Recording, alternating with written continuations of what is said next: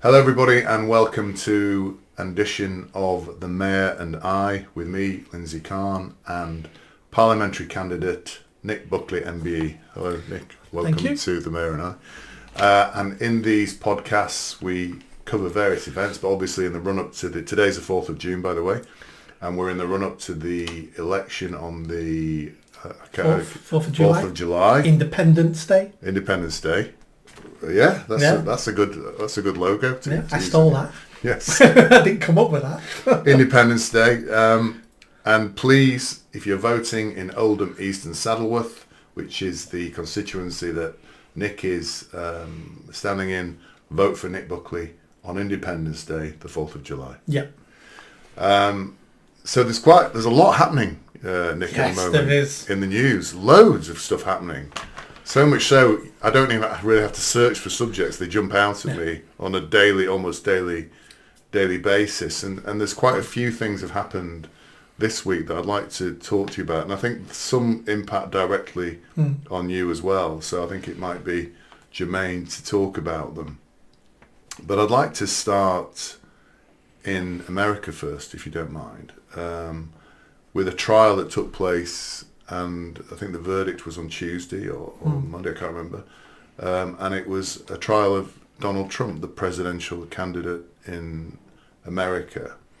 The Republican candidate, we now know he's a Republican candidate, and he will be named I think sometime in July as the person who will be standing for the Republicans. But he was on trial in New York, which is notoriously a Democratic state and town, on trial around payments made to a lady called Stormy Daniels, a porn star. Her parents never should have named her that. I know, what other career would she got into? Exactly. She had Stormy Daniels. She had no choice but to go into porn with that name. And he was found guilty on 34 counts. Yeah. And the way, just some background to this, the way this was actually a felony, I think, or escalated to a felony and a criminal by a judge who had campaigned on a "I'll get Trump" ticket, basically, and a DA who'd campaigned on a "I'll prosecute Trump." And the way that I don't want to go into too much technical detail, but the way the jury were asked to vote on these 34 charges were on a multiple choice or pick a mix basis, which is you can pick any charge as long as three of you decide that charge is valid. He will be then found guilty on that charge. So I think the general assessment for people is that the whole thing was biased, unfair. Nobody else in the country would have been tried for these charges. It's pretty certain. And for me, I'm kind of interested. I'm going to talk about a couple of people who've spoken about it. But what do you think this means for America in terms of our view elsewhere in the world, certainly elsewhere in the West, of democracy in America? What I've got my views, but I'd be interested to hear what your views are. What this actually means in terms of America and it being the most democratic place on earth, supposedly. First of all, they don't have the same system as us. So they elect their judges, just like you do with local elections. Yeah. We've got our friend Rob, the American, and he's shown me his ballot paper for Texas. He still lives here but still votes in American elections. Yeah. And his ballot paper was 14 pages long, and he had up to 74 different elections to vote for. Judges, DAs, this, that. So their system's completely different to ours. Yeah. Same with their DAs. So their DAs would be our CPS, criminal prosecution. Yeah. So you vote them in as well. Yeah. So you can have widely different systems and procedures in different states because they voted different people in. Now, we don't do that in this country. Every part of our judicial system is supposed to be neutral and blind. I'm not saying it is, but that's how it's supposed to be. In America, it's very different. So, first of all, we need to acknowledge that their system's different.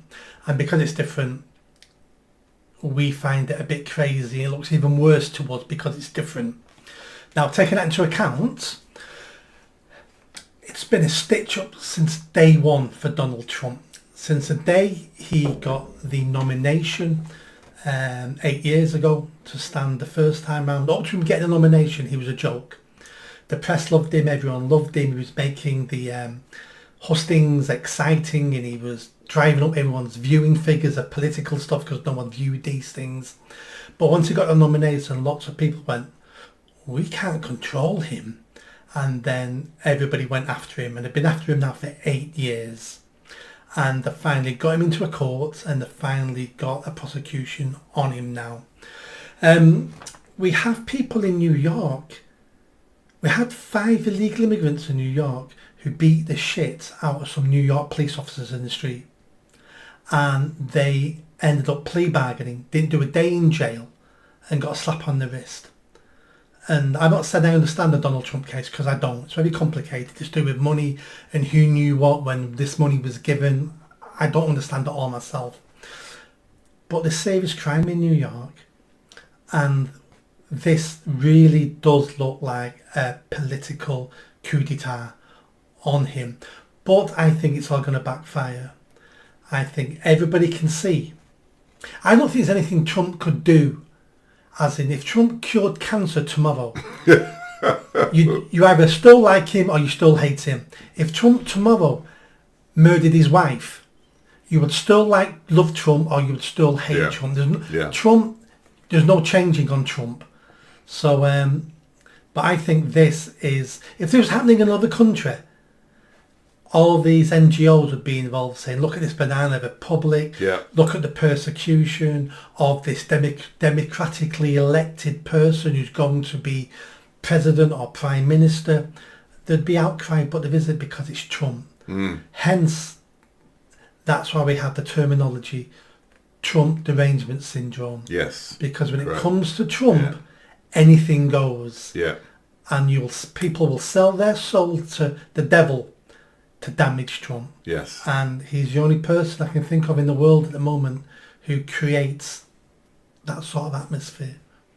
And it's interesting, isn't it? I think you're right. This has happened because it is Trump. But regardless of that, I think it's a dark day for America and a dark day for American politics, because I really do think it's an affront to democracy in America, because for the first time ever in America, the courts, the justice system has been weaponised to attack a political candidate. There's no doubt about it. It's never really happened before this. I think it's happened loads of times, just not like this. Just not like this. We've had several presidents assassinated. Yes. When JFK was shot, the cover-up around that. Yeah. We still don't know what happens. Yes. But have we ever had a situation where a known presidential candidate has been taken to court politically, which is what this is? And that's why, for me, it is a dark day, because America's always been held as a bastion of democracy in the free world.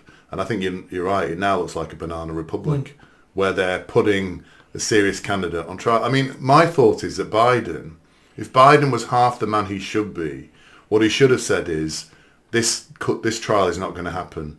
If we're going to win, I'm going to win this trial, this election fair and square, without compromising or trying to hobble my opponents like this. I think if he'd done that, he would have had a far more positive response in the election coming forward. I don't think Biden knows what's going on. That's true. Biden's not half the man he was.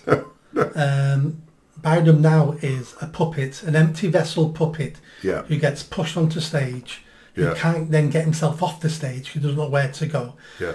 This is so much more than a presidential race.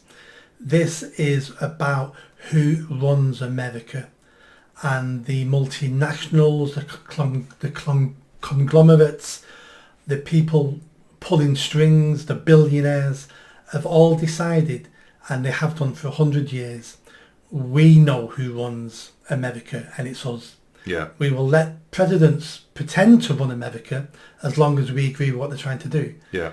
And they are scared stiff of Trump. Yeah. Because they know, a little bit like me, as in they know you can't control him, and he's not going to play the status quo. Yeah. he's going to change things dramatically. Yeah. And when he changes things, I'm going to have no more power, and I'm going to lose money, and I'm going to lose influence. I'm not prepared to have that. 50 years ago, they're probably thinking it was easy 50, 60, 70 years ago when they got someone to shoot him in the head in Dallas. But that's almost impossible now. And it's easier now to control things remotely, and that's what they're trying to do. There's definitely a deep state here, trying to keep the man who's going to make changes out of power. And I think what Trump has kind of intimated is that in his first term he didn't do enough. He didn't move fast enough. He's put everything. He's got 4 years. He knows he's only got 4 years. That's it. He knows he's got 4 years, and I think he's already started to put the apparatus in place. That he's going to move a hell of a lot faster than he did before. Because I think he tried to play the game a bit when he first came in first time. I think he realises now to make the change he wants, he's got to move fast. And I think so he's a bigger threat this time to deep state, as you say, than he was before. That's exactly what Tony Blair said when he was interviewed after he left Downing Street. He said, well, what's one of the what's one of the things you'd do differently if you started all over again? And he said, my first term in office, he said, we were too slow and too cowardly. Yeah. We just tried to, because in hindsight, we should have hit the ground running and done everything we wanted to do. Now, he'd done things I didn't want him to do, but it's the same thing. Yeah. You get into office and you think you're a bit intimidated. Yeah. You don't really know how it works. Yeah. You think you do until you get in, and then you realise, I don't understand how most of this works. You're being blocked all the time. And I agree. I think Trump took it easy the first 4 years, thinking, I'll go hell for leather in my second 4 years, and then he was beaten or cheated out of his second term. COVID turned around. COVID came in and damaged him, and then potential election fraud as well. Well, interestingly, Anna, you know Anna, my wife, she didn't like Trump when he first came out.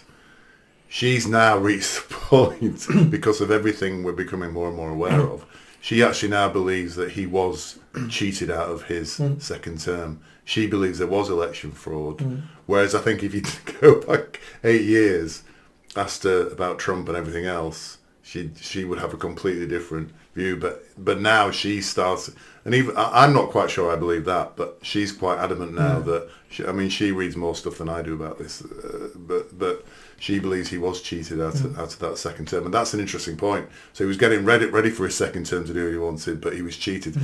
But that makes him more dangerous now, because he's coming back as a wounded animal, basically, ready to really go. And just on the verdict, and just picking up a point you made, and I think you made a very good point there. This verdict, there's two issues here. This verdict, no matter which way it went, whether he'd won or whether he'd lost, would have worked in his favour. If he'd won, they would have said, he's vindicated, it's trumped up charges. Because he's lost, they're now saying, this is a political stitch-up, this is weaponisation of politics, whatever. And he got something like £39 million worth of donations within a couple of hours of the verdict being delivered. But what I think is more interesting, and there's two people I've heard speaking about this. Lionel Shriver, who's a writer for The Spectator. She's an American who lives in England but votes in America. She can't stand Trump. But she said as a result of this verdict, she's now more inclined to vote for Trump, even though she doesn't like him. Because she sees it, as you said, as a banana republic, weaponization of politics, an affront to democracy, and that politics should not be determined in the courts of America. So she, who is somebody who's never liked Trump, spoken against him in the past quite, so she's a moderate person, Lancashire. She's an author, typically somebody who's regarded as on the left elite. She now is going to vote for Trump, or is more inclined to vote for Trump. Dennis Quaid, who's an actor, was being interviewed by Piers Morgan, and he said on TV, in front of millions, and this is something actors don't do, he said, I'm going to vote for Trump now as a result of this. And he said, I don't care who hears it. This is not democracy. This is not what... And so you get two very different people there, both who you would regard as relatively left-leaning, saying as a result of this trial, and the result of this trial, they are now going to vote for Trump. So I think this is a massive they've shot themselves in the foot here, Yeah. the Democrats, with this process, because I think now the middle ground, the people who don't know it, will now be more likely to vote for Trump as a result of this. I think, again, it's two ways this can go. So you're right, people like that are now saying, I wouldn't vote for Trump before, but I'll vote for Trump now. But they're people who are more likely to know what's going on. You would think, this doesn't mean this has happened, but you would think the Democrats and the people who are against Trump would have looked into this and would have spoken to the average voter on the street, who's a floating voter, because there's already people who hate Trump and love Trump. Yeah. They're ignored now. Yeah, they're in their camps. They're there now. Yeah. Who are the floating voters? Yeah. And you would think that they've done some polling and research with them saying, well, if he's now got a criminal record, I wouldn't vote for a president with a criminal record, but I don't really understand anything anyway, and I'm not that educated, and so I don't know how it's going to go. But I had the same conversations after Brexit with some of my members of staff who voted to remain in the EU. And then after Brexit, when people won marches about overturning it and another referendum, they said to me, well, I voted to stay in Europe, but if they gave me another referendum now, I'd vote to leave, because this is democracy. The people have spoken. Even though I didn't get my way, if we overturn this, then we can overturn anything. Yes. So Yeah. I'm not sure how it's going to... I mean, I hope Trump wins, and I hope this will do him some good, but I don't know. I think he will win. I hope so. I'm pretty sure he'll win now, unless something really dramatic happens now. Yeah. I can't see him not winning, because people, he has this marvellous capacity, Trump, hasn't he? Even though he's an incredibly rich individual, he's got a very abrasive personality, whatever, he manages to present himself as the underdog all the time, doesn't he? You know, and he comes across as that, and people see him as an underdog, that people see him as somebody of the state, everybody's trying to hold He's down. a David and Goliath, even though he's a billionaire. Even though he's a billionaire, David correct, and Goliath, because everyone, all institutions, the power elite are all against him all the time. Yeah. And as humans, especially in a nation state, we have a sense of fair play. Yeah. Because we look at him and we go, if they can do that to him, Yeah. what the hell can it do to me when they come after me? Yeah. That's why I support him. Yeah. Because if they can do it to him, Yeah. I'm a nobody. They'll Yeah. destroy me if they want to.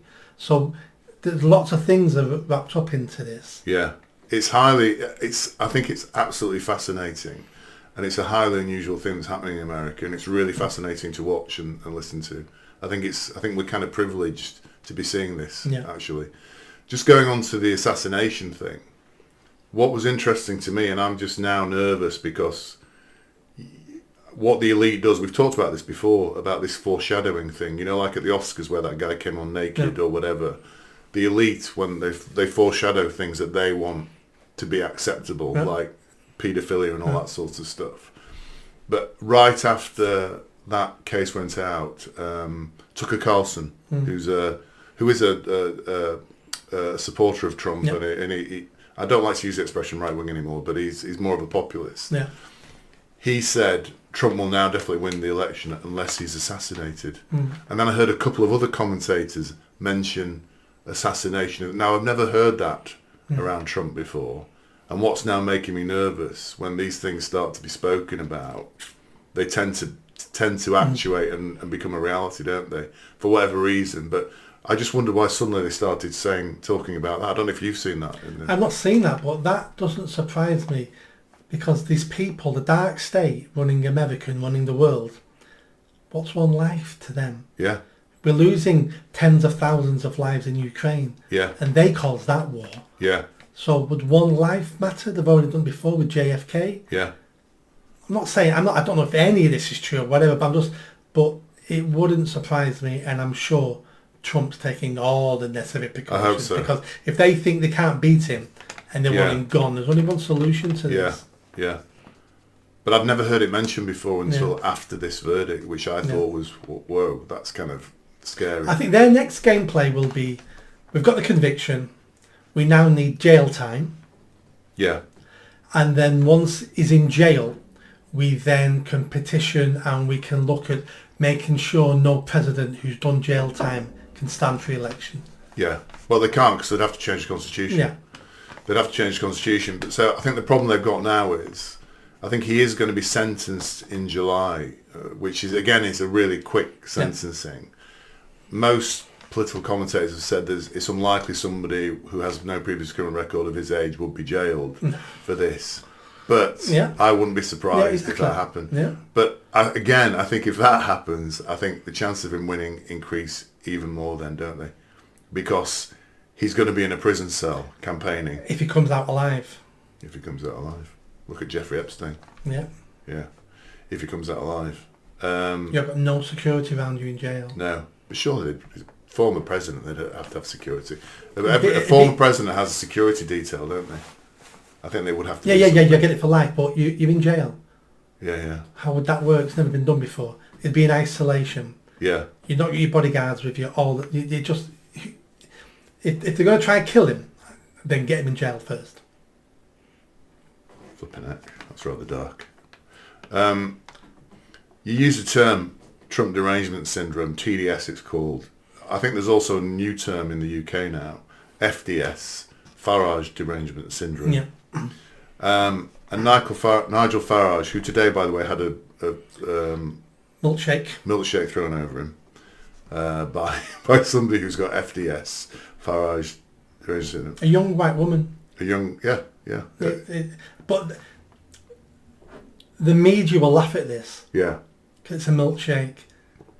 But what happens tomorrow when it's battery acid? Yeah. What happens when it's a knife? Yeah. We can't go around assaulting I agree. and intimidating our elected officials or wannabe elected officials.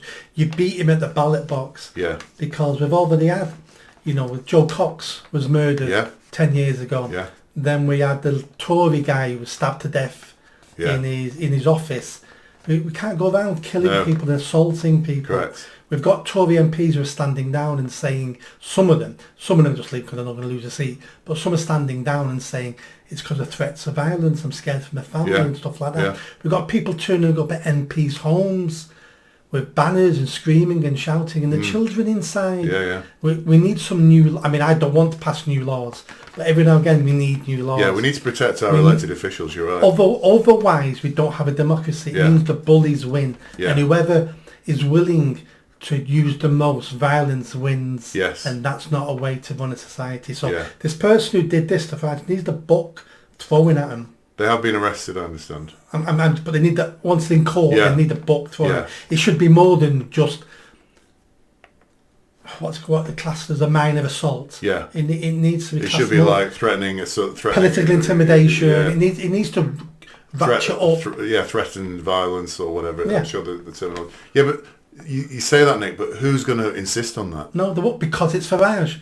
If this happened to Angela Rayner, I would just be as outraged. Yeah. But other people then would be going, jail that person. Yeah. I'm not sure they would, because who says it? Who in the government? We have an emasculated government, don't we? The Tories. They're not strong enough to talk about this, are they? They're falling apart as we speak. Yeah, but I don't mean politicians themselves. I mean the press. The press. I mean the elite. I mean the paparazzi, TV. They would all be screaming if it was Angela Rayner. Yeah. If it was Diane Abbott. Yeah. And so they should. Yeah. But because it's Nigel Farage, it's almost like anything goes with him. Yeah, I know, it's scandalous. Yeah. Anything goes. Yeah. A bit like Trump. Yeah. Anything goes. Yeah, I know. He people ignore his maltreatment, his mistreatment, his infringement of his civil rights, like when his bank accounts were closed and things like that. Well, do you remember 10 years ago it was not McDonald's, what's your other burger chain? Wimpy. No, that's Burger King. Burger King. So Wimpy, no one knows what Wimpy is. Burger King. It was a Wimpy when I came to Manchester in the 1980s. Yeah, that was our version of McDonald's, but then it disappeared once the big American chains moved in. But Burger King, 10 years... I'm not down with the kids. You're not down with the like kids. you. Burger King had an advertisement online saying something like UKIP and Farage are coming to town. We've got a special offer on milkshakes. That's scandalous. Yes. I didn't know that. No, they pulled it, they apologised, but that's how much that was treated 10 years ago. Yeah. That corporates were making jokes about their milkshakes being used to assault politicians in our country. Scandalous. I didn't know that. I'm not going to go to Burger King again. Although they do some nice burgers. No. Go to Wimpy. So the reason I mentioned Farage and the milkshake is because since we met last week, Nick, Farage, and I think it was on Monday, wasn't it? On Monday of this week, he's changed his position, and apparently he made the decision on Sunday. So this is a guy who thinks about things, makes decisions, and is capable of changing his mind, which I quite like, actually. Yeah. I like the idea that people think about things and then maybe formulate a different direction. I think that's a very powerful thing for a person. He realised he made a mistake. Yeah. So he was going to America to support Trump, which again is a personal friend of Trump. He's a powerful personality and would be very helpful to Trump, although Trump doesn't need help, I don't think.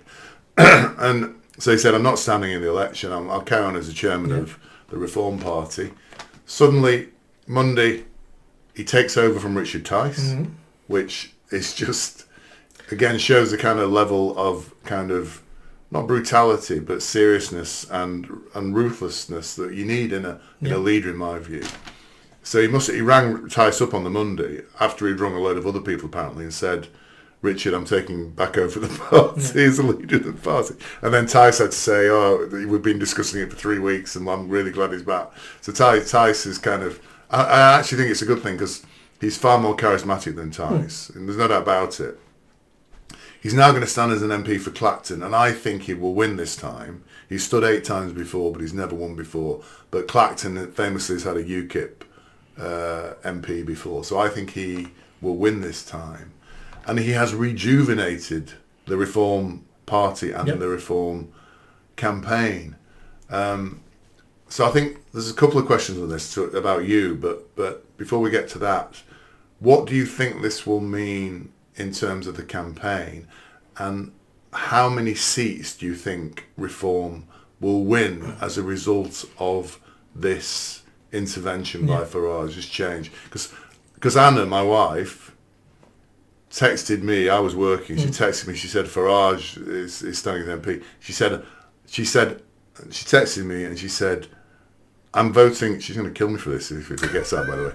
She said, I'm voting Reform, and I'm now not politically homeless. So that's quite a strong reaction from her. Yeah. She didn't want to vote for Reform when Tice was in charge or whatever. Now suddenly she's shifted. Now, I suspect she's not the only person to shift. What do you think it means for the election? What do you think it means for the Conservatives, for Labour? And more importantly, how many seats do you think they will win? Yeah, so Farage has been on a 6-7 year PR campaign. That's why he took a job at GB News, LBC Radio. That's why he went into the jungle. He's been trying to change how people view him because he's had negative press nearly all his life, and negative press sticks. People go, oh, that's that, oh, I don't like him. Well, you never heard of him, you never heard anything he says, but automatically, I don't like that man. So we'll find out. Farage in the past, because of this negative publicity that's falsely been generated around him, has kept him out of power as an MP, because he will get up to a certain point of the populace and then nobody else will vote for him. Now we'll find out, has he managed to take some of that negativity away from his brand now, and will he push up him personally to win that seat? We don't know, but I suspect this is his best chance ever. And not just because he's improved his brand, which he has. The political landscape has changed. We now have GB News. So people who never would have heard him speak now listen to GB News and see him on there. People are fed up with the Tories now. People are fed up with the country crumbling. We're crying out for someone. Is he that person? He may or may not be that person, but some people, again, like your wife, will go, there we go, we finally got someone. So I think he'll do a lot better than he's ever done before. And he's probably got a good chance of winning that seat. For Reform in general, they will shoot up in the polls now by 2 or 3%, if not more, because the publicity they've got, the fact they've got Farage back, who's more charismatic, who's more of a leader and a bit more oomph about him.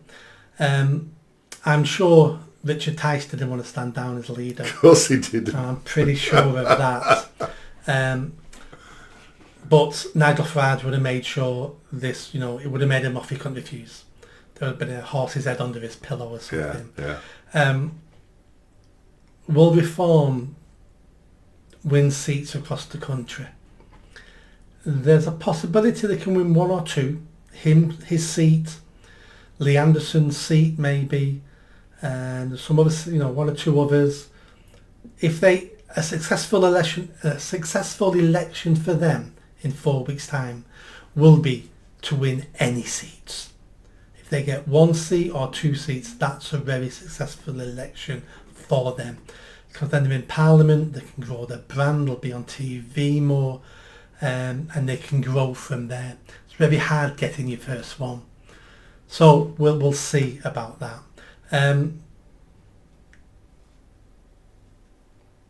I didn't see it coming. No one saw it coming. I think he handled it poorly a couple of weeks ago when he said he wasn't going to stand because I was announcing it next week. Well, it's only a week. What are you talking about? And now you're saying America's really... for a man as good as him, because he was caught on the hop with the snap election, he didn't have time to think through what he was going to say. Yeah. And he made 1 or 2 only tiny mistakes, but the press jump on him all the time like Trump. And I think he's taken a week and went, it's now or never. If I don't do it now, when I try to do it again in 2, 3, 4 years' time, the answer will be, oh, you weren't interested last time, was you? Because you were too busy with Trump or the dude. So I think he realised it's either now or never, because I'll never get this again. So I think that, and he rightly so changed his mind. I'm glad he's standing for the country. But it does mess me up a little bit. We'll come on to you in a minute, but I think this is the thin end of the wedge in terms of Reform or another party. I think if Farage and maybe a couple of other Reform candidates get in, that creates a platform for them to grow dramatically towards the next election, basically, I think. I think they'll start to become taken seriously. They'll have if he gets in, they'll have a spokesman in Parliament who's very powerful, who the press will want to be talking to all the time as well. Yeah. So he'll have a disproportionate impact, I think, in Parliament if he gets in, as he did when he was an MEP. And I think he's seeing this, as you say, an opportunity, once in a lifetime opportunity to get into Parliament, even if he just gets in, he gets in, and then build on that with the Reform Party for the next election to become something far more serious, potentially something to take over from the Conservatives. So I think that's his strategy now. I think his strategy is slightly different to that. I think his strategy is to damage the Tories as much as possible now, get some Reform people elected now to Parliament, and then 5 years in opposition where Labour will tear themselves apart, destroy the country a little bit more than the Tories have done. Yeah. The Tories will have 5 years to sort themselves out, become a proper Conservative party, and then they will do a deal with Reform and they will merge under the Tory brand.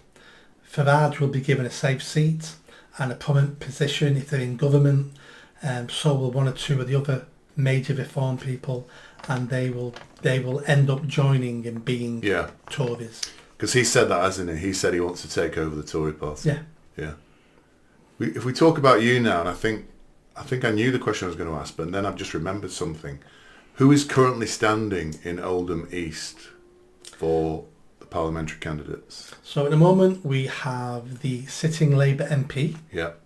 We have the George Galloway's Workers' Party. Yeah.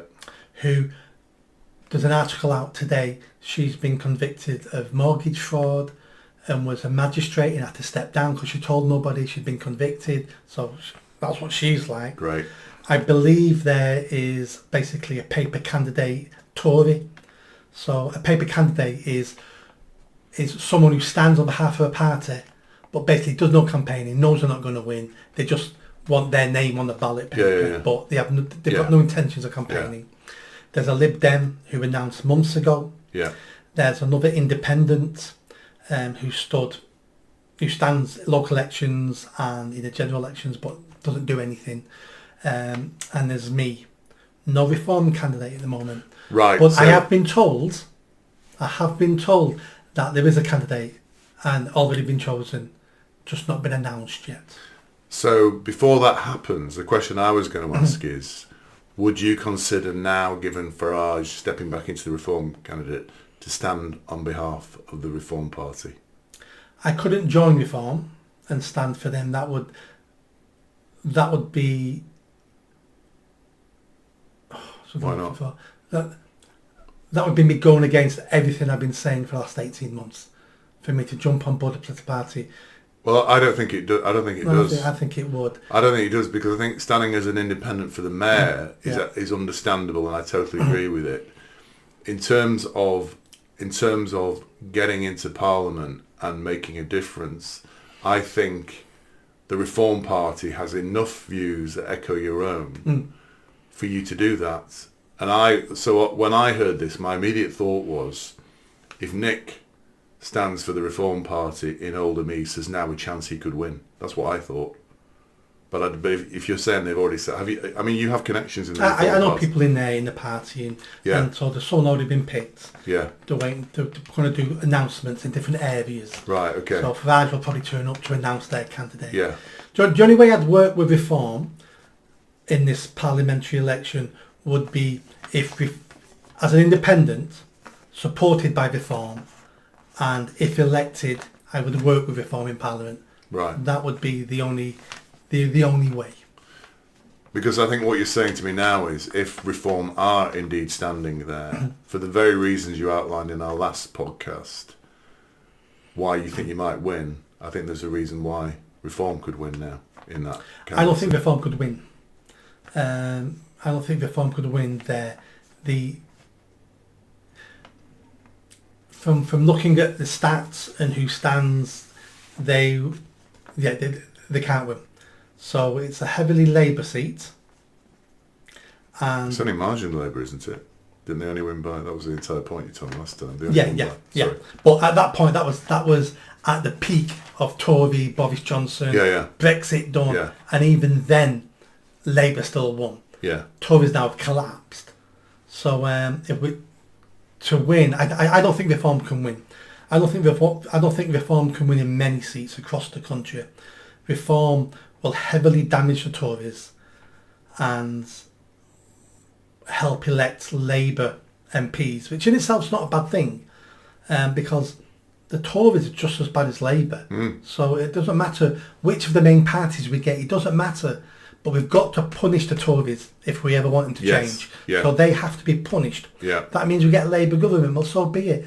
14 years of Tories has just been like having 14 years of Labour. Yeah. So it makes no difference. Yeah, I agree. I'm not bothered about Labour getting into power. I don't think it'll be as bad as we think. They'll be worse than Tories. Yeah. But they're not going to be that crazy. I don't think they're going to be worse than Tories. But actually, the things they're saying now are actually stronger than the Tories have been doing. Yeah. So actually, they're actually saying better things now than Starmer today said the Tories have let immigration get out of control. I mean, whoever thought a Labour candidate would say that? Yeah, but they're saying things that the middle ground want to hear. Yeah. Because they know they're on. They look like they're going to win. They've got their supporters already in their bag. They're trying to get the floating voters. But that's fine. But if you do get the floating voters, middle ground on those policies, you need to deliver. Well, no other political parties ever delivered. That's true. But you need to. That's true. But you need to at least attempt to deliver, or say you're delivering. So if you're thinking about the next election. So if you're watching, Nigel, and me and Nigel have spoken several times on his show, yes, on GB Knows, if you're watching, give me a ring. And if you want to talk it through, give me a ring. Yeah. Nigel, if you are watching... I believe he does watch our podcast. And I've never spoken to you, but I know Nick has many times.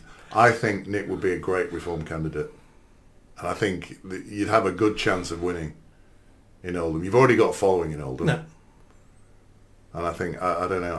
That's what I thought. But let's assume that. So why has it created a problem for you if you don't decide to support reform?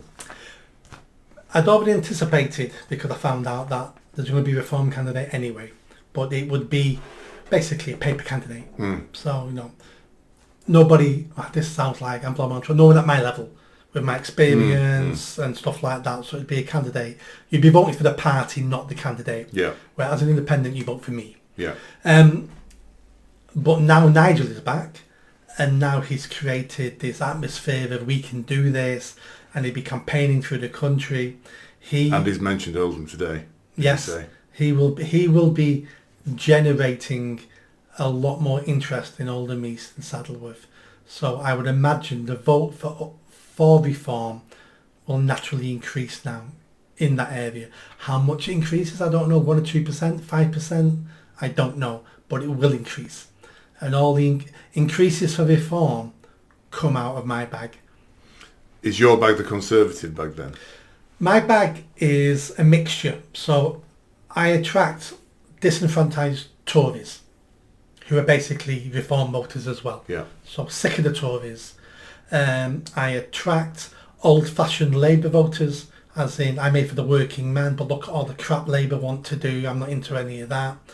I also attract moderate Muslims who are, I'm trying to build a decent life here, but these Islamists are going to drag us all down to hell and cause us all problems.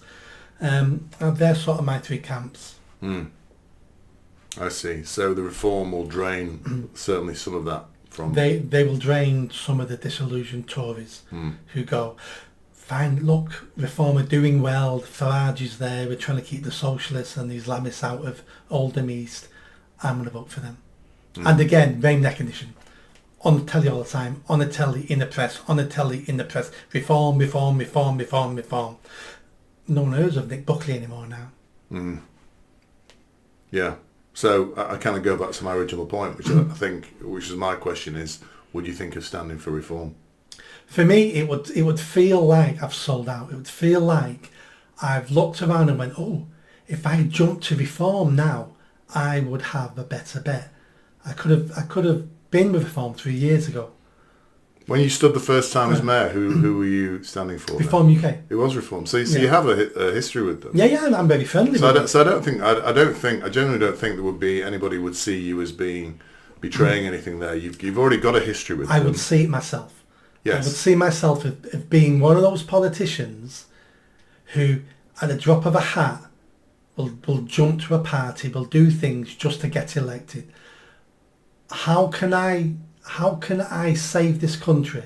How can I improve the reputation of politicians by being everything I've been complaining about for 18 months? I will be doing everybody, and especially myself, a disservice. Yes. Well, my answer to that, Nick, is if you're not in power, you won't be doing anything. Yep. But being in power and being part of the game I'm hoping to change means you end up changing nothing. Because I'll end up then being part of reform, and I've already had discussions with reform 3-4 years ago. Don't say this, don't say that, don't talk about that. And I was like, I'm not being told what I can say and what I can't say. Hence why I didn't join the party, and I've not stood for another party since. It's like, no, there's certain things I want to say and want to do. And if I join reform and then, let's say I win the election, become an MP, I've then got a whip. This is what you say in Parliament. Don't talk about this. Don't, because if you do, you won't be standing for us again, and you'll lose your seat. Well, what I would say, Nick, is this: you've made 5 pledges to the people of Oldham. Is standing on a reform ticket, which may not be the possible now, given you said somebody's already been selected, does standing on a reform ticket prevent you from delivering those pledges to the people of Oldham? No, it wouldn't. Fine. So therefore, that's the answer to the question. I'd be open to a conversation. Okay. I'd be Nigel. Yeah, Nigel. I'd be open to a conversation. I wouldn't. You've been on his show, haven't you? Yeah, 3-4 times. So you've got his number. Yeah. Well, it's just a text. It's Nick Buckley here. And they'll say, Nick Buckley. Yeah. I'd like to represent you in Oldham East. Nige. Yeah. Thumbs up. That's all it needs to be. That's the way it works at high level of politics, apparently, Nick. So I've heard. Yeah. It's little text like that, and he'll just text back, no problem, thumbs up, and you're in. That's it. Right. I watched Question Time this week. Not watched it in decades. No, I haven't either. The reason I watched it was because Nigel Farage was on there, and Piers Morgan. I don't particularly like Piers Morgan. Piers Morgan is a bit of an enigma. Yes. He's an extremely woke fool. Yes. But he's intelligent, and every now and again his intelligence overrides his wokeness, and he sees it's wrong. Yes. But then within minutes he's being woke again. But then he's a very strange mixture, Piers Morgan. I went off him during COVID because he was a COVID freak. Yeah. Massively into injections and all that sort of jazz as he well. was. Even though I remember his son was vociferously against all the stuff as well. And you could tell when he was defending it, he knew it was rubbish.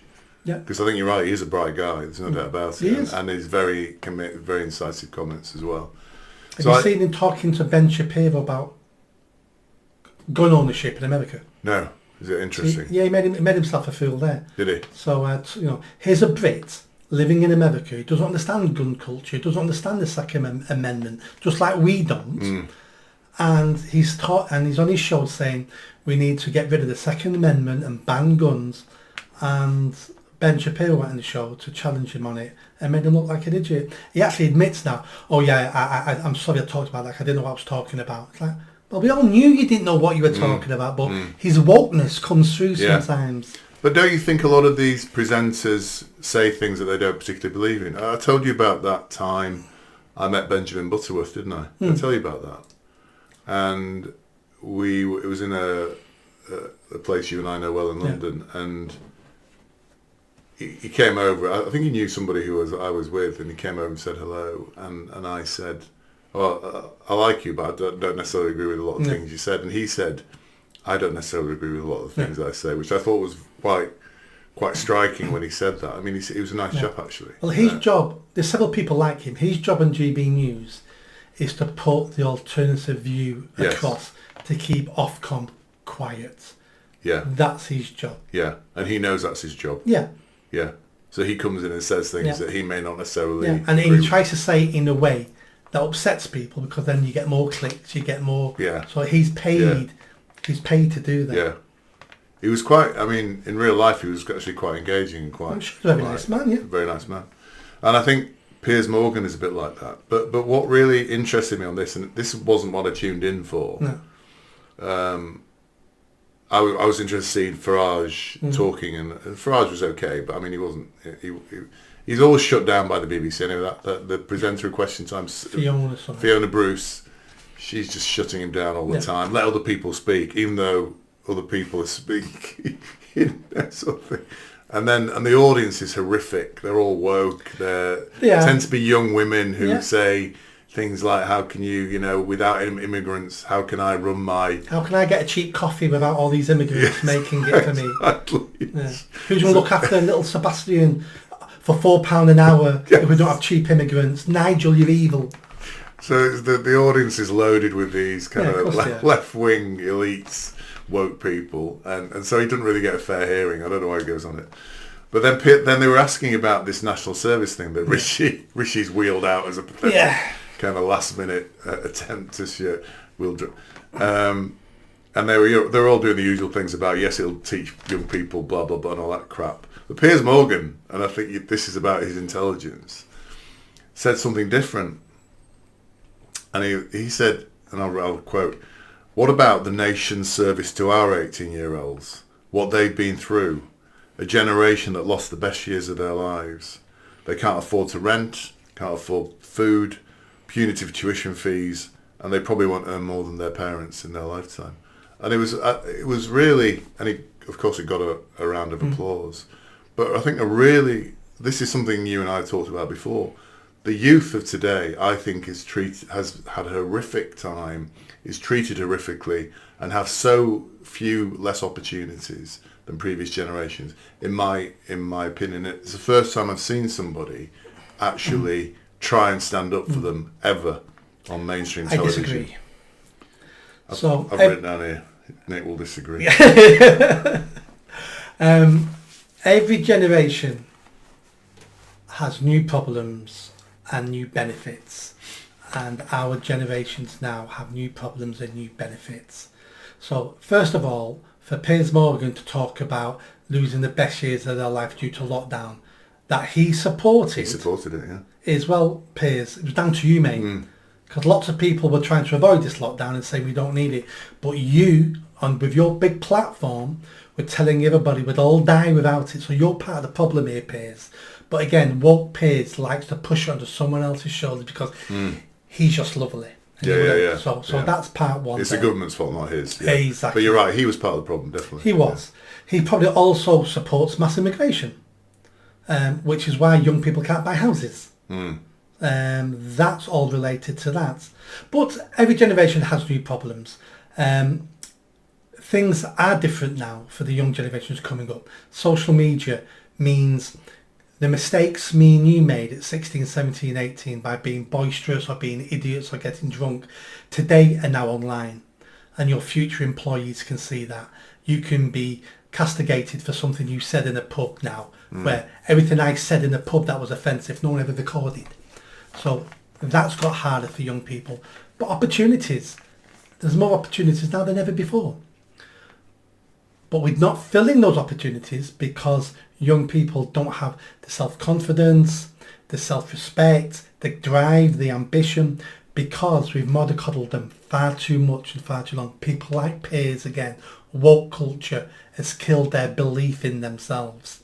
But national service in itself, what a stupid idea. So national service is Sunak trying anything now to get all the Tory voters to vote for him. So they're the only ones who've got any fond memories of national service. They're the only ones who are thinking, oh, young people of today have got no respect. Every generation thinks young people have got no respect. We've got letters from Rome 2,000 years ago saying exactly the same thing about their young people. So none of this ever changes. But national service in itself, and you think, well, why do you want national service? Well, I'll give them an education. Why don't you just fix our education system then? Or it'll give them some aspirations to help them get a job. Fix our education system.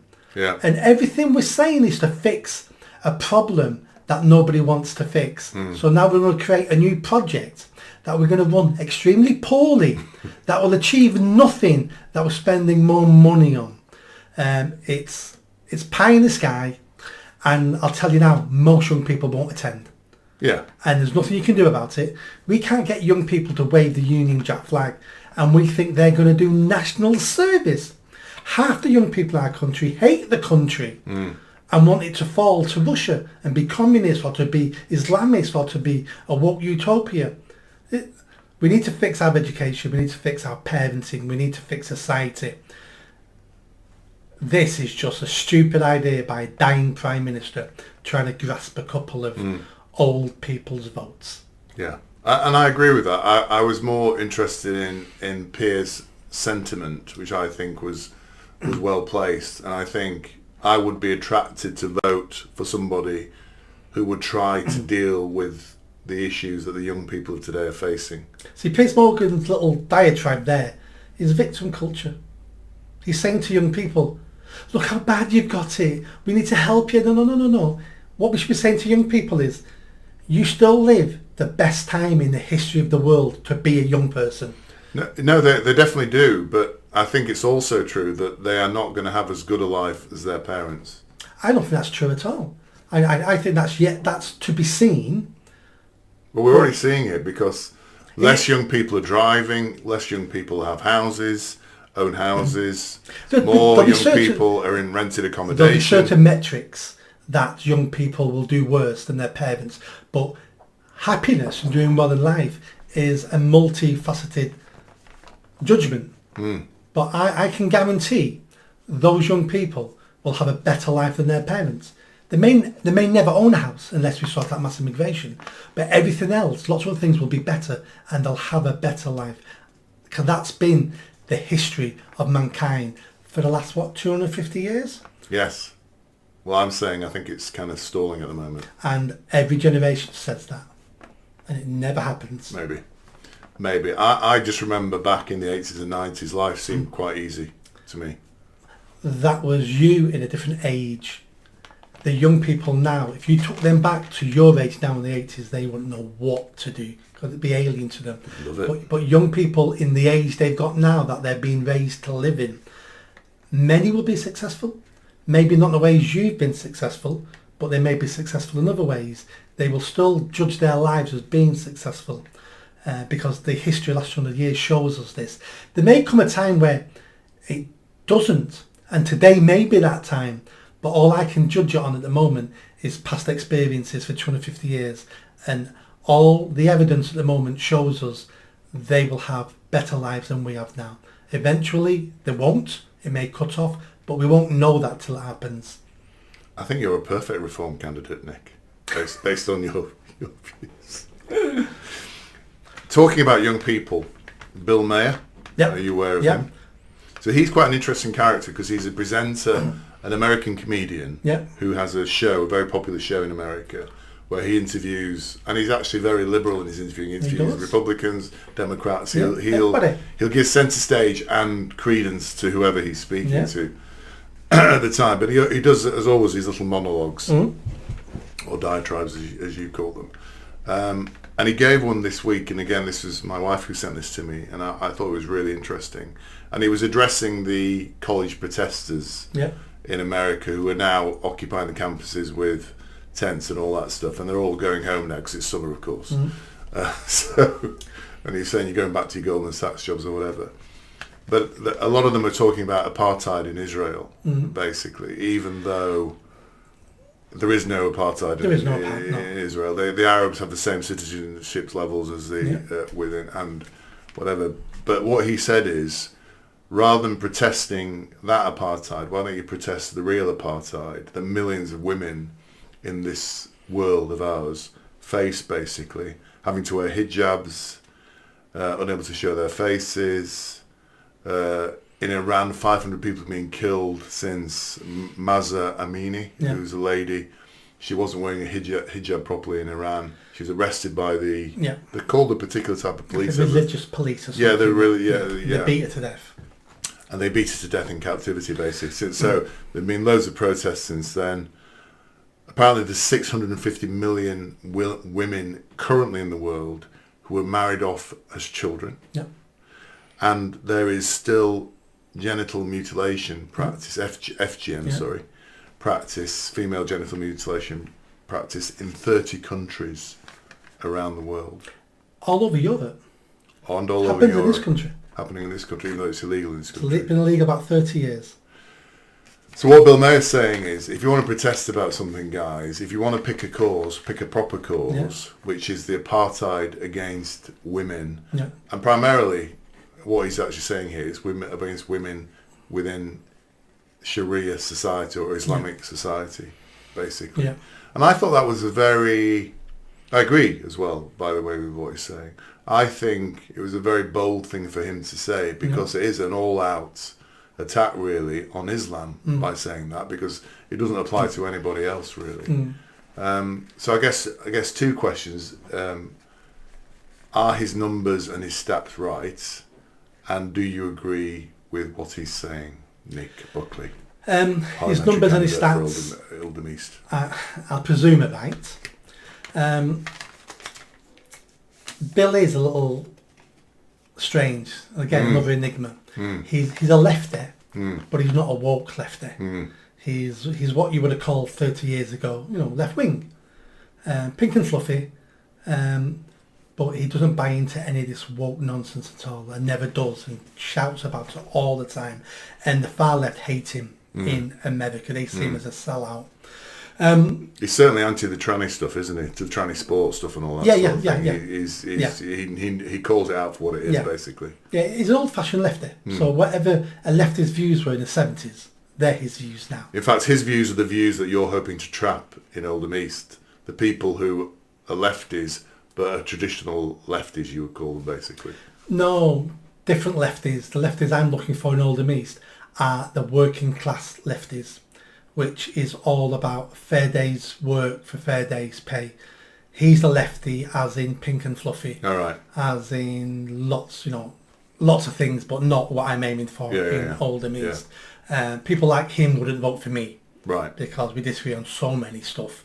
Although he would agree with a lot of the things. He would agree with half the stuff, but just the other stuff he wouldn't vote for me because of those things. He has a really good point. The point I watched the clip, and the point I felt he was trying to make was saying to the left in America, there's so many issues in the world. Why are you only concentrating on these little stupid issues when nearly 1 billion women across the world, according to you, are having their rights violated? That's a cause you should be fighting. But the far left will not touch Islam. The far left will not touch Islam because they see them as an ally. Because the far left communists want to use Islam to bring down the West. So then they can build the communist utopia. So they're using Islam as a disruption force. We see that with Free Palestine. Why do you think we have socialist worker marching on Free Palestine and all those? Because they want the Islamists to help pull down society so they can rebuild it. Once they pull down society, the Islamists will have their own version of what they're trying to build, and then they will be fighting each other for control. But at the moment, they're working with each other because they've got the same aim: destroy the West. I disagree with him only on one point, and that's because he made his point not nationally, globally. We need to stop trying to influence and dictate how other people run their countries.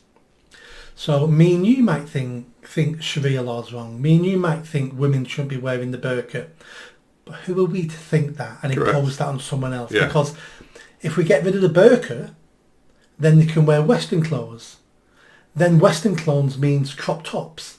And crop top means you can have your tits hanging out. Because that's how Western cultures go. I'm not opposed to that. No, we're not as men, but Western culture, especially recently, has inbuilt in it this destruction behaviour of degeneracy.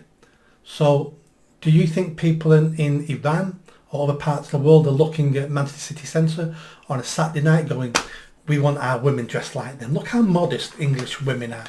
So we've got our own problems and we've got our own issues in society. Hence why we shouldn't be lecturing other countries around the world about how they should live. We should set an example for them if we think our culture is better, because it is better. We need to set our example out and say, you need to follow us. But they should do whatever they want to do themselves. Well, I think there's a limit to that. I think female genital mutilation is not acceptable. What about male genital mutilation? That's not acceptable either. So we should ban all Jews and Muslims. Yeah, I don't. Circumcision shouldn't happen. That's basically a physical assault of a very young child. Yeah. A physical mutilation of a young child shouldn't happen, and female genital mutilation shouldn't happen either. You're the first person I've spoken to with that who's actually been consistent. Yeah, well, yeah. Everyone else goes, oh, no, not male. No, I don't want to upset the Islam and the Jew. Oh, no. No, I totally disagree with circumcision. Yeah, and I agree. Yeah, it's whatever it is. It's child abuse. Child abuse, It's mutilation of a child. Yeah. In this country now, you'll be arrested and prosecuted if you clip a dog's tail. Yes, but you can cut a little boy's penis. Yeah. And often they are damaged. Yeah. And it's just horrific. Yeah. It's barbaric. It comes from thousands of years ago. We're not that people now. Yeah. We don't sacrifice children in volcanoes anymore. No. We should stop doing that. I agree. And the one thing I'll probably have a harder argument with you with is about women being married off as children. Mm. Because I know we've had this argument before, and your argument is also what age is acceptable, because it varies around the world. But there must be a limit at some point, as there is in abortion. So I think there are certain practices like FGM, circumcision, marrying young children to adult men. Yeah. We should ban this in our country. Yeah, and also the killing of 500 people in Iran for because of the hijab issue. What I'm saying is those are things that aren't a matter of culture. Those are things that, in my moral view, are wrong, basically. Yeah, but it's all culture. It's someone else's culture. It is culture, yeah. And culture's fine. Different cultures are fine. Of course they're fine. But not if they're performing abuses on human beings, which is some of those things I regard to be. Every culture performs abuses on people. We lock people up for the rest of their lives. That's abuse. Yes. So we all do it. Yeah. So every culture, and I disagree with all those things happening. Yeah. Of course I do. Yeah. I just don't think we are in a position to well, how do we enforce it? We can morally tell them we don't like that. Yeah. And then what? Do we go to war over it? No, but I think what Bill Mayer is saying here is, if you're going to protest, guys, about a foreign country, protest about this in a foreign country. And that was a point well made. Yes, yeah. I think that's... Why do you ignore those things, which are horrendous, but yet you only pick on these things, which may be equally horrendous? Yeah. Why aren't you looking for everything that's horrendous? Yes, yeah. Although, there is also a famous clip, isn't there, when Bob Geldof was doing Band-Aid. No. And he was, get your bloody money in and all that sort of stuff. And then somebody rang in and said, Bob, what are you doing? You're doing this for these people in Africa. We have children starving in this country. And he said, and it was a very powerful thing, he said, listen, I'm doing this because I believe in this and it's something I want to support. If you want to support children in this country, go ahead and do it. I'm not stopping you. Yeah. And I think that's fine. But there is an argument there as well, isn't it? They've chosen to focus on this issue because they believe it to be whatever they believe it to be. So their answer could be, well, I could focus on that, but I've decided to focus on this. So Bob Geldof's a very interesting character. Do you know how much money of Live Aid went to people in Ethiopia? I should imagine very little. It's virtually zero. Really? All got stolen by the tribes and the warlords and stuff like that. Live Aid did no good in Ethiopia over the hundreds of millions it raised. It did a lot of good for Bob Geldof. Got him a knighthood, I think. Bob Geldof, and got him international fame, and he's lived off that ever since. Before that, he was a B-class musician with one semi-hit. Yeah. I Don't Like Mondays. That was it. Yeah. He was a nobody, basically. Yeah. But he was the king of virtue signalling, and the reason why he picked Ethiopia is because it was on the news at the time of a famine. Yeah. And you're right, there's lots of things he could have concentrated and raised money for, but he didn't. And every penny he raised was all misappropriated. Yeah. Because he didn't understand what he was doing. Yeah. And if all that money would have hit Ethiopia, he still wouldn't have done any good because he had no idea what was going on in Ethiopia. He had no idea how to help those people. And all we keep doing is interfering in problems we don't understand, which then makes things worse. Africa is worse now than it's ever been. Look at, South Africa is a basket case now. You keep interfering with these countries. They don't thank us for it. Things get worse and then they blame us. Band-Aid was good though. Really good show. I don't know if you watched it. Yeah. I gave £10, which I'd like back. I think you should write. So Bob Geldof, if you're watching, Nick wants his £10 back. But it was a really good show. And I don't think you could get all those musicians of that caliber all together in one room again now, because I think they've become far too elitist and precious to do that. But that was a special time. It was a special moment. Early 80s in London was a very different time. Yeah. Pop musicians then were more like human beings, I think, than they used to be.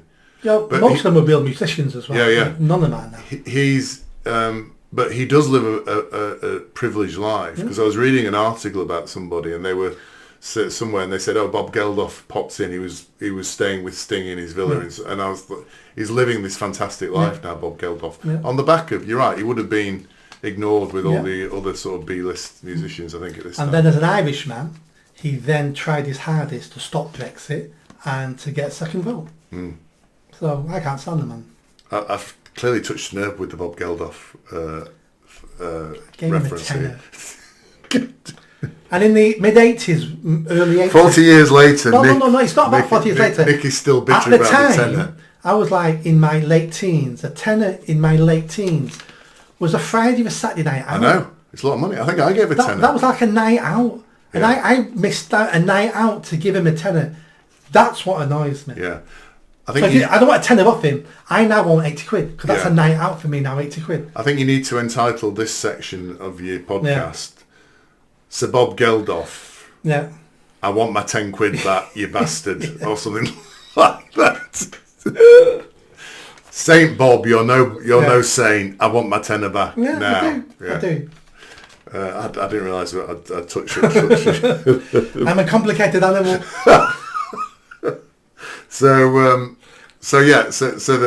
But anyway, yes, I can't remember where I started. Yeah, because the point is, I think the Hamas backing college protesters could say, well, this is what I'm interested in. So arguably, but Bill Mayer's point was well made, I thought. Yeah. Talking about young, intolerant people, there was an article in the Telegraph this week by Zoe Strimple. And apparently there's a show called Bridgerton, which I know you don't watch because we discussed it before the podcast, and I don't watch either. And the reason I don't watch it, I remember the publicity around it when it came out first. It's on Netflix, I think. No.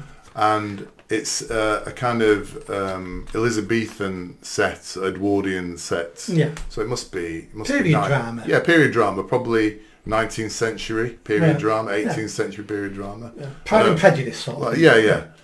But for some, it was kind of came out at the height of the woke BLM Floyd George or whatever it's called, Lloyd George. What's it called? St. George. St. George Floyd. St. George Floyd. For my tenner back. Yeah. I think he gave to BLM. St. George. He's now in heaven committing crime. So George, it came out at the height of that, and as a result of that, all the main characters who clearly would have been white at that time in England were all cast as black, basically. Yeah.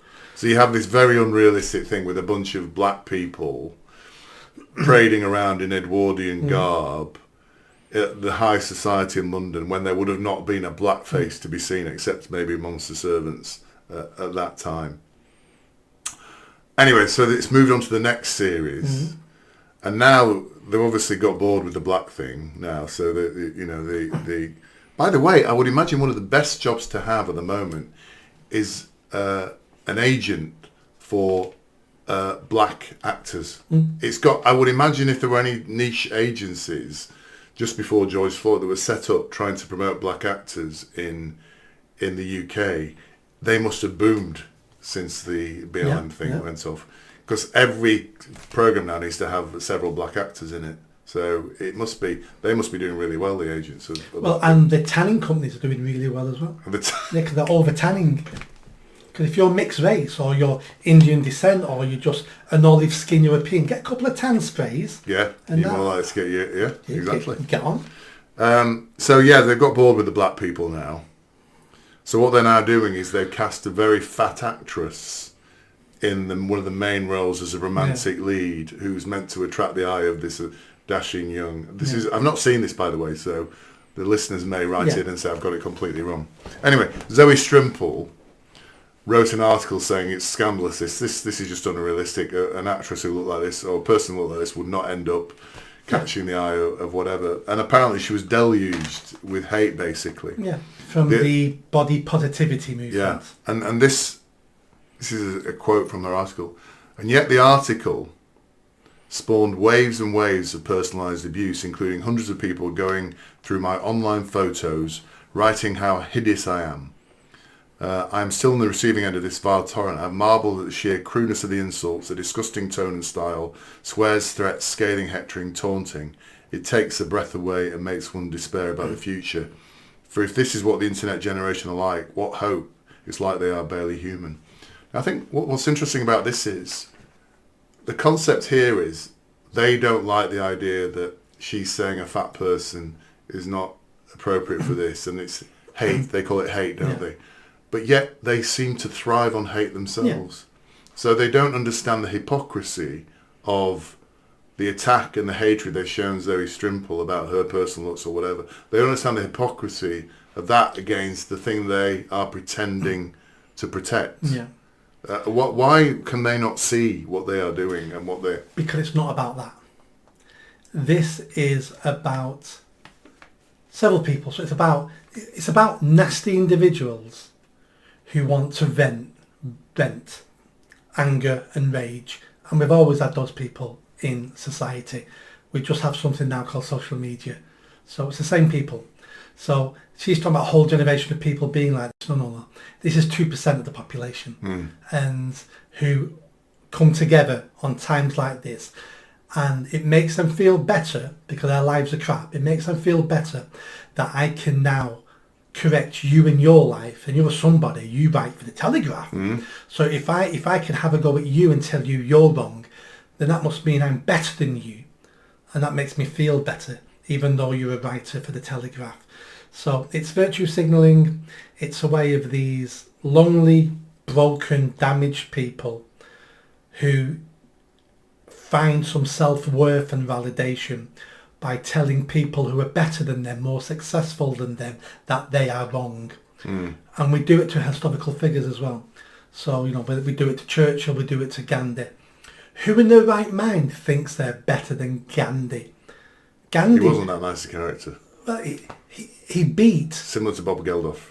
Well, I didn't give him any money, so I'm going to give him benefit of the doubt. But we've got these historical figures, and none of them were perfect, but we've got now blue-hair, fat lesbians somewhere who will criticise Churchill and Gandhi and someone else because they think they're better than them. And in principle, though, there's nothing wrong with a blue-haired fat lesbian. They may be a very nice person. Well, they never are. They never are. I've never met one yet. To all our blue-haired fat lesbian audience members out there, just if you could just kind of ride over this section of the But so these people are just trying to virtue signal the social status. Yes. Yeah. That we attacked her for that because you can't say that. They don't care about any of this. No, they don't care about the fat person. It's all about themselves. Did you watch South Park? No, I don't. You keep mentioning South Park. Well, South Park did a special episode. Came out, I think it was Monday or Monday this week, and I finally watched it. What channel is it on? This one was on Paramount. You got to pay for them. I've got Paramount. All right, it was on Paramount, I think. As long as it's not on BBC or any terrestrial, because it's not terrestrial. I can't watch those. No, it's things. not. I don't pay. BBC. I haven't paid my license, therefore I don't watch any live or streaming program. I only can watch it. Yeah. Okay, so this episode was called. So I can watch that then. Was called. Although I did mention I watched Question Time, didn't I? Yeah, but not live. No, not live. There we go. Okay, that's all right. Because I was there. You didn't watch it live. It was called Obesity something, and it's all about the new obesity drug that's big in America. Oh yes. They designed it for diabetes, but then realised people were losing weight on it. Yeah. All the big stars are taking it. Yeah. So they did an episode on that, but the little fat lad in it called Cartman can't afford it. So he goes to his doctor, and the doctor, you can't afford that on your insurance, but we have a substitute, and it's called Lizzo. So you know who Lizzo is? Lizzo is this fat American rapper singer. Oh, I don't know. She's morbidly obese. Really? But she gets portrayed as beautiful, but she's like a land whale. Yeah. So he gets a prescription of Lizzo, and it means you've got to listen to her music three times a week. It doesn't make you lose. He said it doesn't make you lose weight, but it makes you not give a shit that you're fat. So the whole episode on this, it was very funny. Because there are more and more adverts like this. I've noticed, kind of, like Victoria's Secret and all that sort of stuff, where they have fat models. Well, they've been that now. But you're right. Sales plummeted. So now they've got beautiful women. Yeah. Advertising their stuff again. Because even a fat woman who knows she's fat, who wants to buy laundry to turn her husband on, wants to see it on a beautiful woman. Correct. Because then subconsciously she thinks, I will look like that. Yeah. But she sees I don't think they even think that. I think they know they won't look like that, but they love the idea and the vision and the... it's an attractive image to see. But subconsciously they want to look like that. Yeah, of course they do. Of course they do. But when they can see someone as fat as them with it, it's like... Well, is that what I'm going to look like? Yeah, I'm going to look like that. So they've started hiring fit women again. Quite right. I mean, that's a fundamental human action, isn't it? A sort of primeval instinct. I read a report from American University. They did a social science study on this. And they did a test with people blind from birth. And had them... touching and feeling women's body shapes and then noting which ones were the most attractive through body shape. And it was the same shapes that men you can see were picking. Really? Yes. That is interesting. Very interesting. That is very interesting. Yeah. That. So that suggests there is some primal instinctive feeling or programming in the human brain. It will be. It'll be big hips for childbirth. Yeah. It'll be slim waist because you've kept fat off because fat's unhealthy. It will be big bosoms. It'll be that shape. It'll be what. Yeah. Yeah. Well, now we know, listeners, what Nick finds attractive in a woman. That's there we go. Yeah. I'm on Lizzo 3 times a week. I'm still fat, but I don't give a shit. I'm trying to remember what that drug is called, but I can't remember.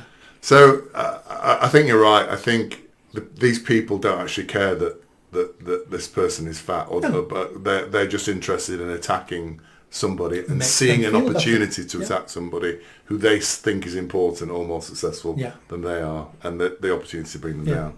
And we see that in the comments on our podcast.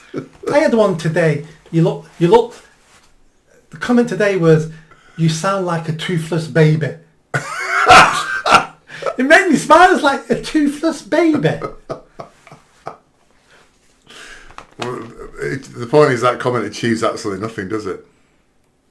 So I'd like to finish with something we talked about last time.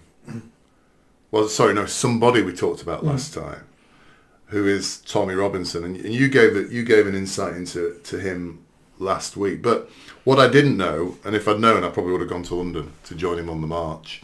He and the actor, what's he called? Lawrence Fox. Led a march on Saturday. I can't remember what the march was called. You may know more than I. Patriots Day or something. Patriots Day. Across London. And what I'd like to do first is read out what the police said before the march happened. And this is very widely publicised. Tommy Robinson, Lawrence Fox, right wing, blah, blah, blah, whatever. So the police responded. So the police issued a statement saying, officers have identified individuals within the crowd who have a history of being involved in violent disorder. A number have football banning orders and are associated with hooligan groups from London across the UK. There is also an element of the crowd previously well known for involvement in anti-lockdown protests during the pandemic and associated disorder. Whilst there have not been any, this is maybe an hour or so into it, well, there have not been any offences so far, but a number of people in the crowd are intoxicated and the event still has a number of hours left to go. So they're kind of setting the scene. Why do we need to know any of that? Well, I mean, why the police let... Yes. This is nonsense. Yes. There's been no disorder. Yes. We don't need to know anything from the police. Well, you've kind of stolen my thunder there. No. So the question I was going to ask you is, what happened in that march and how bad did it get? It turns out it was extremely successful. Unfortunately for the police. The police wanted violence. The police wanted disorder because then they could brand them all. The government can brand them all far-right Nazis, and we can clamp down on them again if they try to do this again. Yeah. There was no violence. Correct. There was families there. There was children there. Everybody's waving Union Jacks, St George, the Welsh flag. There were black people there. There were Asian people there. There were Sikhs there. You can tell by the turbans. There was all sorts of people there. Predominantly white. Yeah. It was still a predominantly white country. Correct. Yeah. It was, and it turned out a very, very good day. Yeah. And I think that statement from the police kind of just shows us where we are today. You know, the police were actually there deliberately foreshadowing that it would become violent and disruptive, rather than actually saying it seems to be a peaceful march, everybody seems to be whatever, we're hoping it'll have a nice day out in London and there won't be too much disruption. They actually almost seem to be priming the crowd, priming people to expect violence and disorder. Have they ever announced something like that with the Free Palestine marches? No, never. So we're at the Free Palestine march. There's been no violence yet, but we can see 4 Islamists. We can see people who've been arrested for violence. We can see this. They never do that. Never. And what also happened, which I know you're aware of, there was a Free Palestine protest happening elsewhere in the city, and that did spill into violence and disorder. And I understand quite a few people were arrested there. Yeah. So we have here the juxtaposition of a police force, a British police force, an English police force, deliberately trying to unsettle and create disharmony and a peaceful protest of English people talking about patriotism for their country, carrying St George's flags and British flags. Not allowed in this country anymore. Not allowed. Not allowed. And then on the other hand, we have Free Palestine, no commentary made, violence, disruption, chaos created basically. And I think that really for me is a sign of the times, because I became aware of this march and I read exactly this, and I could see what they were trying to do straight away. Now Lawrence Fox is not a fascist, he's not a racist, he's not anything. The fact that he is marching now with Tommy Robinson, for me, I know most of the left-wing woke will be saying, oh, he's a racist, fascist or whatever, but I know he isn't. So you're now seeing him marching with Tommy Robinson. That kind of tells us a story as well, doesn't it? It does. Tommy Robinson at the moment is cleansing himself.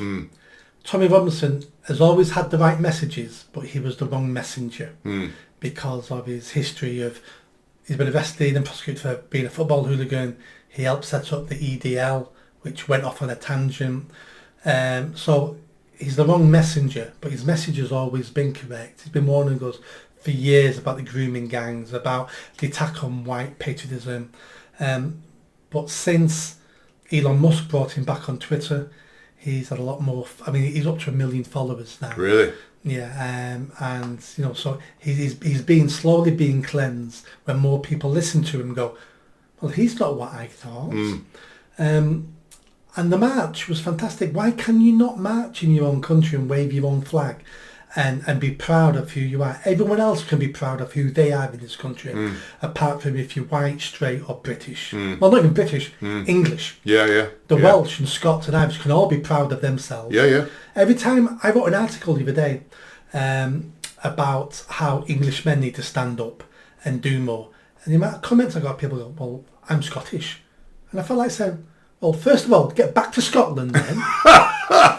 But you're in my country telling me you don't like me using the word Englishman. I'm using the word Englishman because that's who I'm speaking to. Read my article as a Scotsman, fine. But I'm not talking to you. I'm talking to Englishmen. I'm talking to Englishmen. I had a woman text me as well. Oh, that's not very inclusive language. I'm an English woman. Well, I'm not talking to you. I use my words carefully. I'm talking to Englishmen. That's why I use the word Englishmen. I'll write another article. I'll talk about English people. I'll talk about British people. I might even talk about British women. Then I'm talking to you. But you know what you're saying, and you say deliberately for that point. But people seek to take offence whatever you try and do, don't they? In that situation. But you're right. There's no, and interestingly, we talk about America's decline and democracy in America, but I don't think anybody in America would have a problem with a march saying we're marching for America to making America great. Oh, they would now. Oh, really? Oh, yeah. 20 years ago, no. Because the American flag used to be sacred, didn't it? It did, but all that's changing. America's in a bad place. So you think now a march of Americans carrying American flags would not be received as well? Not in any big cities. That's Some true. little town in the Midwest somewhere, they still do that. Because they're still a very close community. But in any of the big cities in America, you'd never get that now. I mean, for me, the Tommy Robinson march with Lawrence Fox, there were thousands of people there. I saw the video. I think they said there were a few. The media said a few hundred, as always. I think it's a good sign. I think it's a good sign that people are starting to rediscover themselves again, and the English is starting. The English and the British. And it's a good sign there was no violence. Because if you would have got drunken football hooligans there, wanting to fight with the police, that just damages everything. And in those marches, the stewards, the people who are organising it, need to be having words with people like that. And if it means taking them down an entry and giving them a smacking about you will not be causing problems on these marches, because that's how they've managed to beat down the Englishman, is by making us all think we're all racists and bigots and hooligans, because one or two people always cause trouble. And we need to make sure as a collective we teach those people not on air, mate, because you'll get a beating off us if you do. That's how we control them. Okay. it's interesting they mentioned the lockdown protests, because I took part in the lockdown protests. Oh, so you mean the lockdown protests that have now been proven that there was no point in locking us down? Yeah. Yeah. Yeah. I took part in that. And when I was involved in that, people were arrested for no reason. I saw it happening. There was a guy I was walking with who tried to walk through an area. It was in Liverpool. We were on a march in Liverpool. He tried to walk through. I've got it on video, actually. He tried to walk through a particular section. They wouldn't let him. He tried to persist. Next minute, they had him against the wall, slammed him again. It was perfectly peaceful. Slammed him. It could have been me if I'd have been ahead of him at that moment. Slammed him against the wall, arrested him. Don't do that any of the marches, do they? No, they don't do that at Free Palestine marches, that's for sure. Yeah. Unless you're a Jewish person trying to cross the street at that point. So you look openly Jewish. Yeah. You shouldn't be here. Yes, we'll arrest you and hit you with a large stick. Yeah. But that was cotton. You saw that on camera, didn't you? Yeah. In London. No, I've not seen that. No. Police sergeant said to him, "You look openly Jewish. You shouldn't be here. You can't cross the road." I was like, shit. What is this? Is this a colour film from 1935? Absolutely crazy. And I don't blame that officer for that. But the fact we're at that stage is horrendous. Yeah, it's horrendous. And we before this podcast with you and I were chatting, but we mentioned an incident. The police now are primed to attack or be hostile to English people, white people, European people who are protesting something in a particular way, but there seems to be a much longer leash for Islamists, for Palestinian Free Palestine marches, for brown people. And there was an incident in Germany where a Palestinian, you might have to tell me what, a Palestinian... There was a German protest. Or speakers about immigration. Yes, anti-immigration. Yes, yeah. Not anti-immigration, control. Well, whatever. Yeah, it was, whatever. I don't know what it was really about. But anyway, protesting against a number of immigrants coming into the country. An Afghan asylum seeker. Yeah. Pulls a knife. Yeah. And starts stabbing people. Stabbed one of the speakers in the face. Stabbed some other people. Someone jumped on him, pinned him to the floor. The police turned up, jumped on the white German guy who was pinning the assailant to the floor. The assailant stands up, runs to two more people, stabs them, and then runs back to the police officer, pinning the white German to the floor, and stabs the officer in the neck and kills him. So the officer turns up and goes, "What's going on here? White guy on brown guy, jump on him." Yeah. And that, I'm not saying that happened, but that's how I think that's how it looked like it happened. But it looked like that's what it was. There was no assessment of the situation. The white guy's got a brown guy on the floor who's got a knife in his hand. Yeah. No, we'll just jump on the white guy. Yeah. That's how it came across. I suspect it is happening, that, Nick. I suspect, and I think it's because they're told to behave that way. I think they're told, and the fundamental message here is not all brown people are good. It's kind of, and I'm saying that as a brown person. Not all brown people are innocent and good and fantastic. They're just the same as white people. There's good people and there's bad people as well. But there now is a prejudice or a bias, I think. Or a fear. Maybe it's a fear. I've had police officers say to me that they've been in many situations with black youths in Greater Manchester where they've suspected that could be a knife in their pocket and they've not searched them because they're scared stiff. Yeah. If it's not a knife, I'm being filmed here. Yeah. And it turns out to be a big pen or a phone or whatever, then I'm on TikTok. Yeah. And they're scared stiff. So that kid who potentially has a knife now walks off. Yeah. Well, what I would do in that situation is use a classic carry-on line. I'd say, is that a knife in your pocket or are you just pleased to see me? Speaking of being pleased to see people, if you're in Oldham and you see Nick Buckley, MBE, strolling the streets, please have a chat with him. And on July the 4th, Independence Day, please vote for Nick Buckley to be your MP for Oldham East and Saddleworth. Thank you very much, Nick. Cheers. Nice to see you. And you.